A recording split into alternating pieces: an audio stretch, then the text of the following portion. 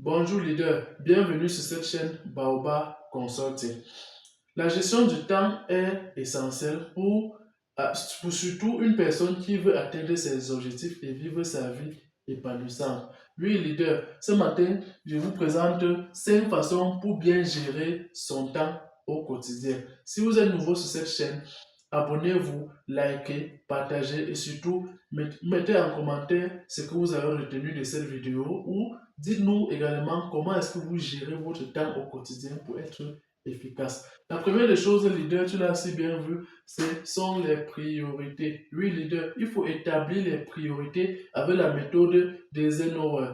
La méthode des Eisenhower vous demande tout simplement de classer tout en 4 catégories. La première catégorie leader, ce sont les plus urgents et importants. Lorsque quelque chose est plus urgent et important, vous devez le faire immédiatement. Vous ne devez pas attendre. La deuxième catégorie, c'est une catégorie importante mais non urgente. Lorsque quelque chose est important mais qui n'est pas urgent, vous devez planifier à le faire plus tard. La troisième catégorie leader que je vais te dire ce matin, c'est la catégorie des choses urgentes mais pas importantes. Oui, lorsque quelque chose est urgente et pas importante, vous devez déléguer. Oui, leader, vous devez déléguer, vous ne devez pas faire ça vous-même. Tant que c'est possible, vous déléguez. La quatrième catégorie, c'est ni important ni urgent. Alors, vous évitez tout simplement. Si c'est ni important ni urgent, vous ne devez pas le faire. Vous restez tranquille. Cette méthode vous aide également à vous concentrer sur ce qui compte vraiment et à éviter la procrastination. Parce que lorsqu'on a beaucoup de choses à faire et qu'on ne les a pas classées, on procrastine et on ne fait pratiquement rien. Alors, la deuxième façon de bien gérer son temps, leader, que je vais t'apprendre ce matin, c'est de planifier. Oui, leader, il faut toujours planifier à l'avance. Planifier. Leader, je te rappelle que il faut prendre le temps chaque dimanche soir et planifier votre semaine. Lorsque vous vous levez le matin, le dimanche, vous savez que vous avez quelque chose à faire le soir, c'est de planifier votre semaine. Donc le dimanche soir, vous planifiez votre semaine. Pour cela, vous pouvez utiliser un agenda, que ce soit manuscrit ou papier, que ce soit numérique ou papier autant pour moi. Et vous pouvez, aujourd'hui, on peut avoir les agendas dans nos téléphones, on planifie notre semaine. Pour cela, il faut noter les rendez-vous, il faut noter les tâches et objectifs à atteindre et surtout en ayant une vue d'ensemble. Vous pouvez tout anticiper pour la semaine.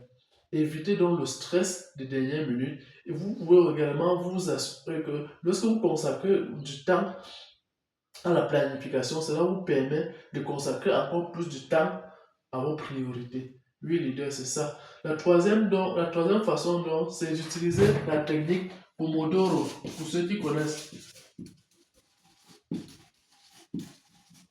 vous devez utiliser la technique Pomodoro. Cette technique consiste tout simplement à travailler pendant 25 minutes, puis à prendre une pause de 5 minutes. Donc, chaque 25 minutes, après quatre cycles de 25 minutes, tu vas faire pratiquement 25 minutes, tu vas faire pratiquement 1 heure et quelques. Ce que vous devez faire en ce moment-là, lorsque vous avez fait 4 cycles de 25 minutes, vous devez donc prendre une pause un peu plus longue de 15 à 30 minutes selon votre emploi de temps. Cette méthode maintient votre concentration et évite surtout la fatigue mentale. Comme je vous dis toujours, le mental, c'est la chose la plus importante pour un entrepreneur.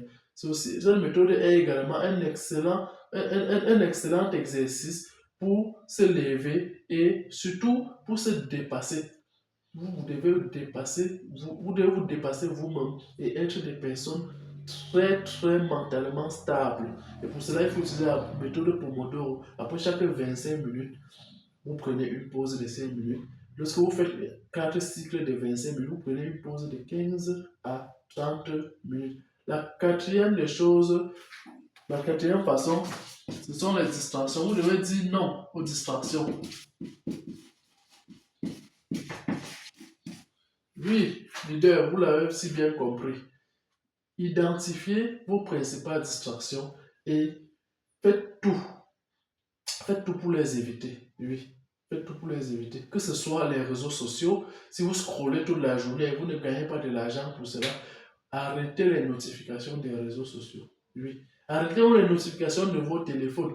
Moi, par exemple, dans les groupes WhatsApp dans lesquels je suis, parce que forcément, on est dans une communauté. J'arrête toutes les notifications. C'est-à-dire, je mets en mode silencieux. Et je mets cela pour toujours. Je ne choisis pas une seule période. C'est pour toujours. Ce qui fait que c'est lorsque je suis libre à prendre mon téléphone que je me rends compte que les gens ont envoyé les messages, que je peux lire maintenant les messages, je peux répondre à mes emails.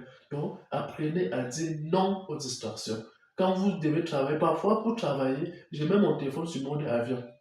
Oui, par exemple, chaque fois que je veux faire peut-être une capsule comme celle-ci, tous mes téléphones sont sur mode avion. Je me concentre sur ce que j'ai à faire. La cinquième des choses, leader, c'est qu'il faut évaluer et ajuster. Évaluer et ajuster. Oui, leader, lorsque vous avez fait un planning, lorsque vous avez planifié toute votre semaine, il faut toujours évaluer. Prenez le temps de faire un bilan hebdomadaire pour évaluer vos progrès. Est-ce que vous évoluez? Qu'est-ce qui a bien fonctionné? Qu'est-ce qui n'a pas bien fonctionné? Et améliorer ce qui n'a pas bien fonctionné et continuer à faire ce qui a bien fonctionné. Cela vous permet de rester agile dans votre façon de faire, dans votre gestion surtout du temps et surtout de faire des ajustements si nécessaire. Si les ajustements ne sont pas nécessaires, ne les faites pas. Alors n'hésitez pas à expérimenter toutes ces différentes méthodes pour trouver ce qui fonctionne le mieux pour vous. Parce que gérer son temps efficacement demande bien sûr de la pratique et de l'organisation. Si vous ne pratiquez pas, si vous ne vous organisez pas, vous ne pouvez pas gérer efficacement votre temps. Alors, c'était Armand qui t'aide ta personne. Tu as l'obligation de réussir. À très bientôt. Ciao.